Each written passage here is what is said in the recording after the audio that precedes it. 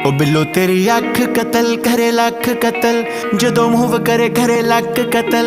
असला भी लोड़ करे टल जा छड़ अखा नाल करने तू बस। ओ बिल्लो तेरी अख कतल करे लख कतल, जदों मूव करे करे लख कतल। असला भी लोड़ करे टल जा छड़ अखा नाल करने तू बस कतल। 47 है वेट 47 नू मार कले एमजी दे पट्टे जियां जुल्फां ते हार करे। मारेंगी तू किसे नू बरूद दी पुड़िए नकरा बरहटे वांगू सीने चो पार करे। नक विच पाया कोकर होंदे तड़वा के ऑटोमैटिक जेन तू शकीनी रखे लाके। कद तेरा रफल पठानी वर्गा M16 जही रखिया तू फिगर बना। सुरमा भी सच कतल तेरा